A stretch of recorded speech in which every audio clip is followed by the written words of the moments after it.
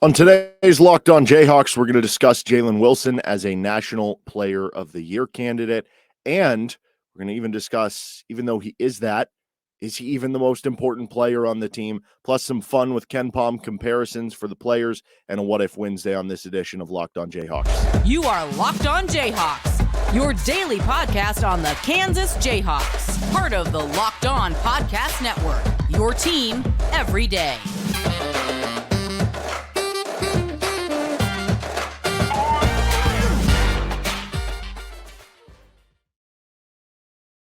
I'm Derek Johnson. Thanks for making Locked On Jayhawks your first listen every day. We are free and available wherever you get any of your podcasts. You can also find us on YouTube. You can also hear me on Rock Chalk Sports Talk Monday through Friday, 3 to 6 on KLWN in Lawrence.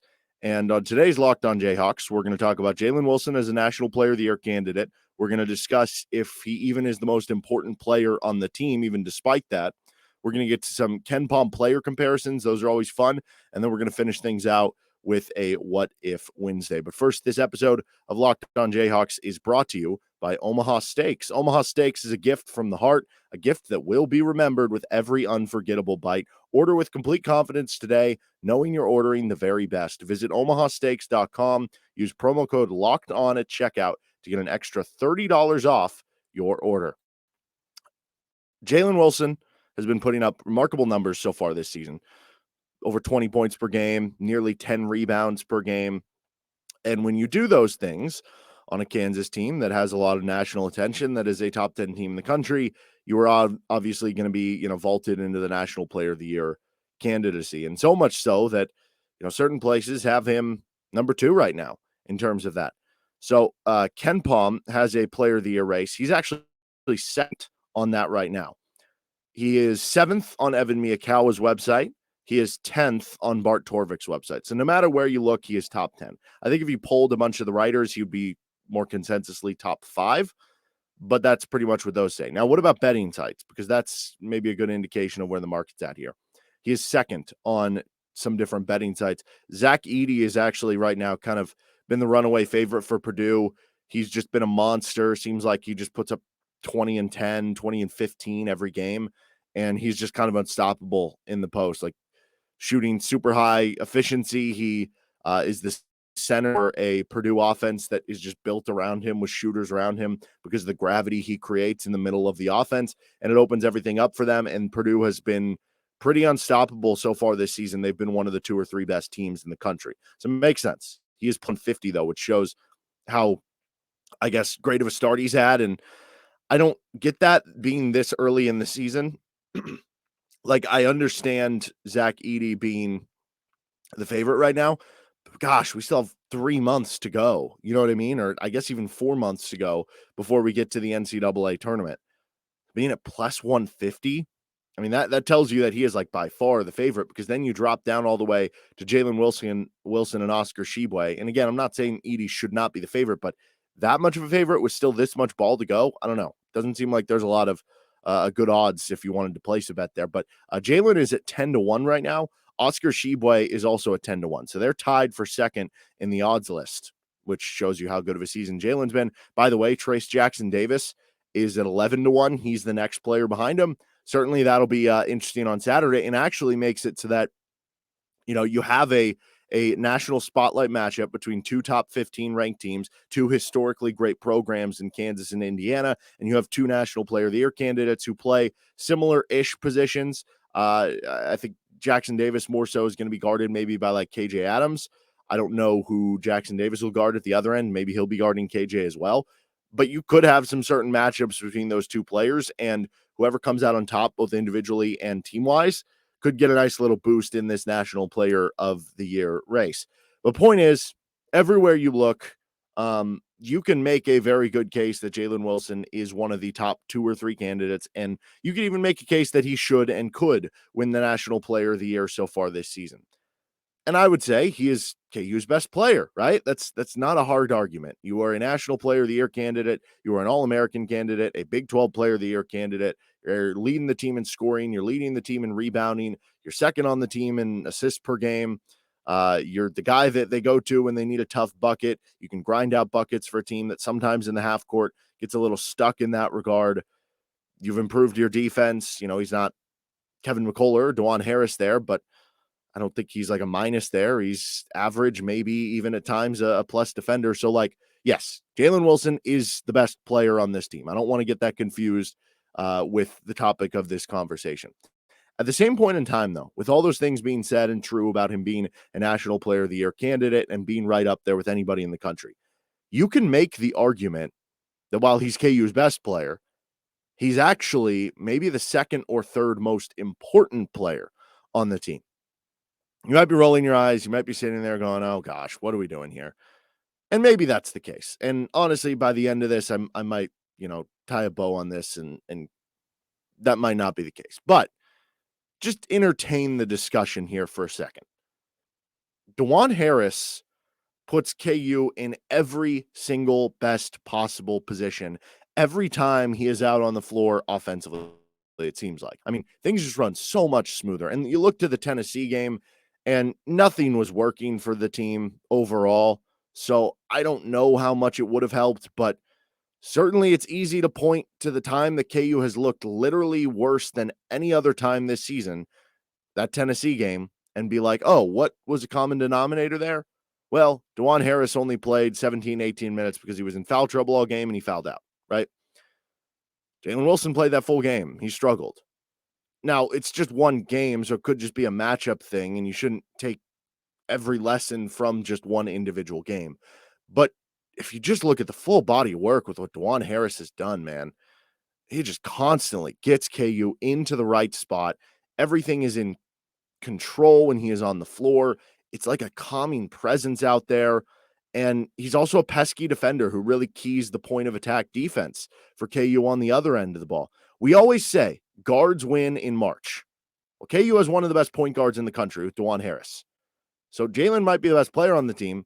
You can make an argument Dajuan is more important, more valuable to the specific team with what positions he gets the team into. This one might be a little more of a stretch, but I think you could make an argument for it. Could you make an argument that Gradey Dick is more important? Right? Again, Jalen Wilson, better player than Gradey Dick. Could you make the argument Gradey Dick is a more important player to the team than Jalen in terms of value? Because his shooting is absolutely elite. And so, first of all, just having that shooter out there, having somebody who the defense might have to face guard, or having the gravity of a player who, even if he's holding the ball 25 feet away from the rim, 3 to 5 feet behind the three-point line, and they have to come out and get as close to him as they can, that creates so much spacing.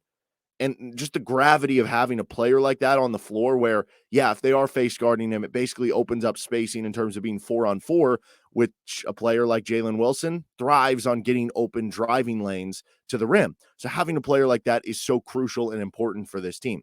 And then on top of that, you look at the rest of the team. Jalen Wilson, Kevin McCullough have actually been really, really good and solid as three-point shooters this season. But if it's one thing, like if they're your second and third best three-point shooters and they're shooting around 35, 36, 37%, that's more than good enough to get it done. But now all of a sudden, if you're losing out on a 40% three-point shooter in Gradey Dick, and you're losing out on the high volume, and now all of a sudden Jalen and Kevin McCullough are your leaders, it just slots everything down. And then on top of that, you're probably getting less open shots for those guys because Gradey Dick's not out on the floor. So a team that's not filled with, they've been solid as a shooting team so far. That was a worry coming into the year. I think so far they've dispelled some of that. But still, if you get rid of your by far best shooter on a team of guys who have been shooting well but are not known to be great shooters, that has a big impact on the team. So you could make the argument that Dajuan and Gradey Dick maybe are the most important players on the team, but that Jalen is the best player on the team. Now, all that said, wrapping up kind of a bow on this, show my cards, I personally would still say Jalen is the most important player on the team just because I don't know where they'd be offensively without like a high go-to or high usage like go-to option, because sometimes they get stuck in the half court and he's, their best consistent, tough game, tough moment scorer, and you need that guy. And so I think as important as Dajuan is, right, if you have Dajuan and KJ on the floor and you don't have a go-to scoring option with Jalen, that could hurt your spacing a little bit. Or if you don't have Gradey Dick, like, yes, that would very much hurt your shooting. But again, like what you would lose without Jalen, not to mention he's your best defensive rebounder on a team that needs to defensive rebound to finish off defensive possessions and has a bit of an issue at times there. I think sometimes we undersell how important the top player is. Like, it's just like we just see them being consistently good and we almost take it for granted. And so I'm definitely willing to listen to the argument of why Dajuan or Gradey could be more important to the team and that Jalen is the best player, which I think that is bar none. But I think I would still lean that Jalen is the most important player, though the Dajuan one certainly would be neck and neck for me. All right, in just a second, I want to get to some fun KenPom player comparisons. They have these like player comps if you click on the player profiles based on the statistic outputs that they've had, and just gives you some fun insight and fun to kind of cross compare some of the different players on KU's team. But first, this episode of Locked On Jayhawks is brought to you by Omaha Steaks. Omaha Steaks has cut prices 50% site-wide to make you the gift-giving hero that you always wanted to be. The holidays are here. Achieve gifting greatness when you give the gift of perfectly aged, tender, and delicious Omaha Steaks. I've been lucky enough to receive big package before as a gift of Omaha Steaks, and it's great. You're eating great food with the steaks, with the different sides. You get the seasonings, and I mean, just having that ability to, I know it's cold right now, so you might not be wanting to go out on the grill. You can still, broil it or stovetop, however you prepare your steaks, but it's making the memories with you and your family and friends, having a nice dinner, getting to eat and talk together and enjoy great food. That's all part of the process with Omaha Steaks. They have put together a delicious selection of various gift packages to make shopping for the ones you love nice and easy. Go to omahasteaks.com, take advantage of 50% off site-wide, plus use code LOCKEDON at checkout to get an additional $40 off your order. So it's already 50% off, an additional $40 off with promo code Locked On. Minimum order may be required. Some fun with KenPom player comparisons here. So if you go to KenPom's website, you can click on the different players among the teams, and it shows you different player comps based on the statistics they're putting up, whether it's field goal rate, rebound rate, and it has correlations to how close they are. We'll start with Jalen Wilson. His most accurate or close player comparison, this is interesting because, first of all, this is a great player season, but it's also not at all what you would think of with Jalen Wilson.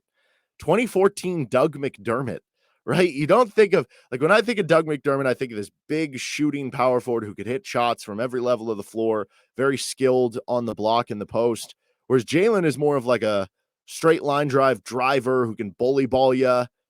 And like, I don't know, a good shooter, but he's not Doug McDermott shooting. But that's kind of funny that that's the comparison so far, which does tell you how much he has improved and worked on his shooting. But something else that was interesting, back to tie it into the beginning conversation, Doug McDermott that year won National Player of the Year.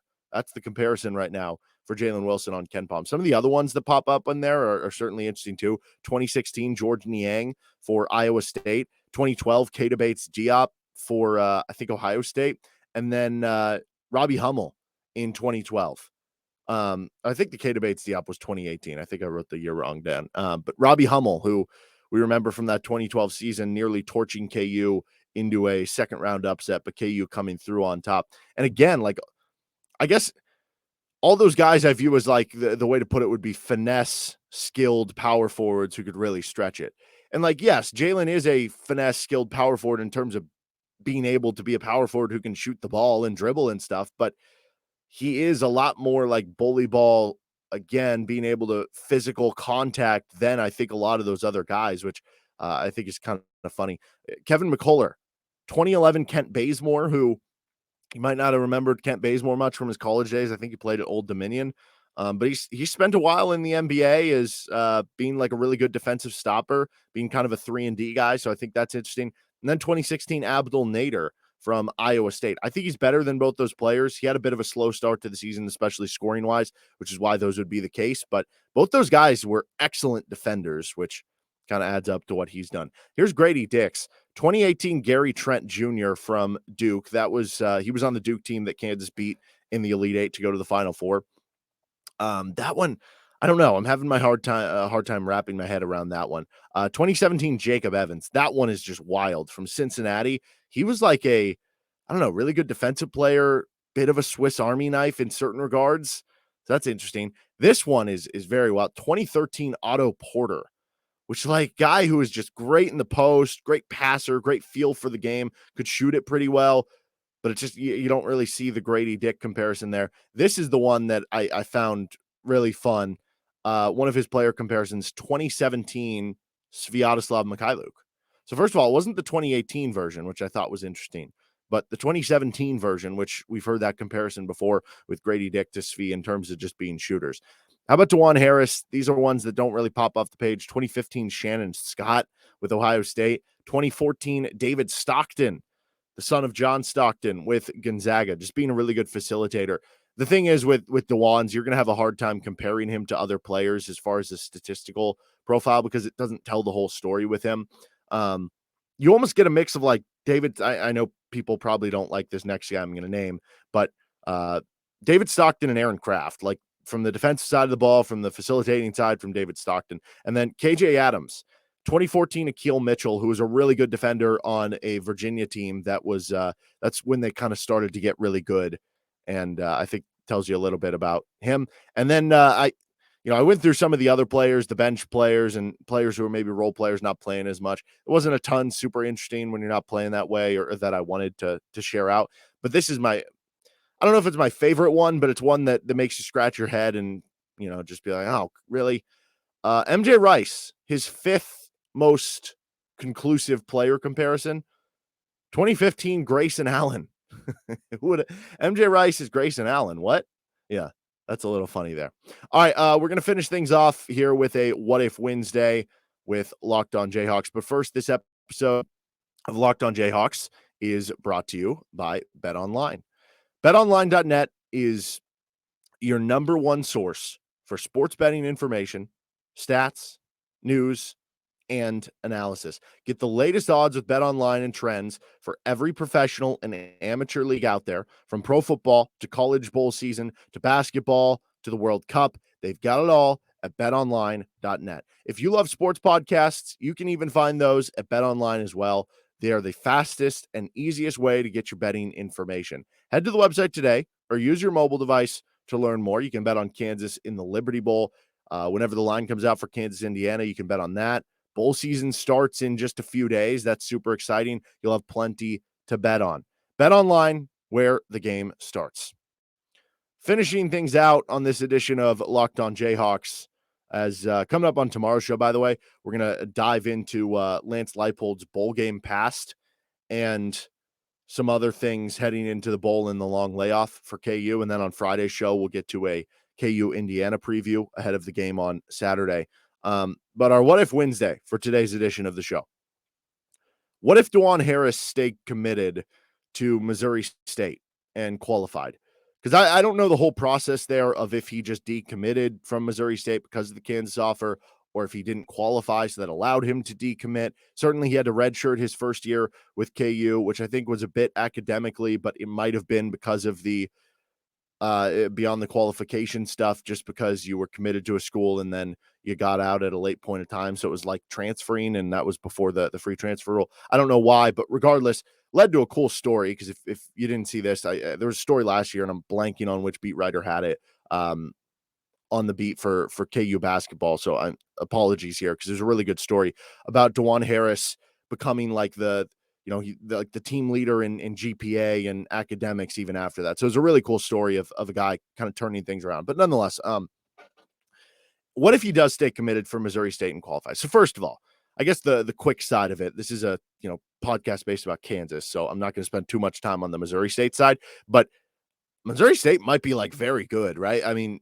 at that point you have Dajuan Harris, who has been excellent so far. He's been one of the best point guards in the country. Statistically, it's nothing that pops off the page. And so to a certain standpoint, like Dajuan does rely on having other good players around him, because he's not someone who's going to carry a team himself just by scoring 25 points, like being a Jimmer Fredette.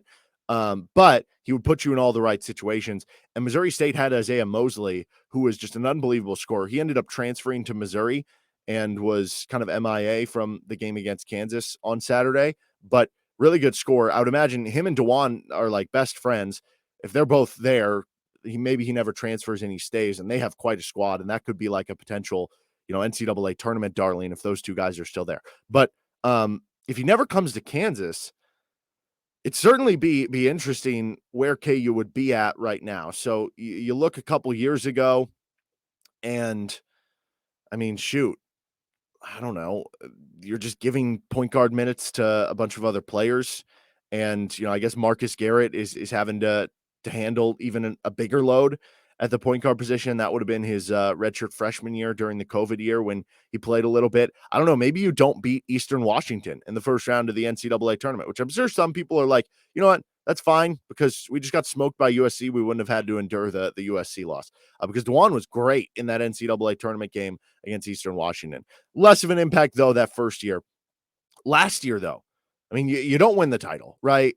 You don't. I mean, it's easy to say, well, we had Remy Martin. Remy could have just filled in for his role, and Remy could have provided you more scoring. But a lot of what we saw, like Remy basically carried you at the end there before David McCormick did. Like, he had the step back three kind of from the right. He hits the corner three. He off the big kind of momentum run. He hits that insane like left-handed layup over Armando Bacot. He kind of wins you the game at the end there. But over the course of time, the consistency and the defense that was keyed by Dajuan to start that second half were the biggest differences there. But that's just to begin with. Like, do they even get to that point? Now, Remy Martin clearly would have had a bigger role on the team, but what would they have done with the minutes that, when Remy Martin was injured, right? Because remember, Bobby Pettiford was injured too. Who the heck would have played point guard the majority of the time for Kansas last season? That would have been certainly interesting to try to figure out last year. I think it's pretty safe to say. I mean, whenever you win a title, a lot of times the margins can be so tight. If you just take one thing away, it means you're not winning a title. And that goes for like any team in the country. Very seldom do you have a situation where you can say, if we got rid of that, because things are close enough together. But it would be a lot different season to say it might honestly be the difference between Kansas getting like a 3 or a 4 seed last year. I know that sounds crazy, but think about it. Like, you wouldn't really have a point guard for most of the season with Pettiford and Remy injured. Now, obviously, if you don't have him, you're recruiting somebody else, and who knows what KU would do with that scholarship at that point, and that makes it for another interesting story. But again, this year, you're a way worse team without him. We just had the argument, you could argue he is the most valuable player, most important player on the team. And certainly if he's not number one, he is number 2 behind Jalen Wilson.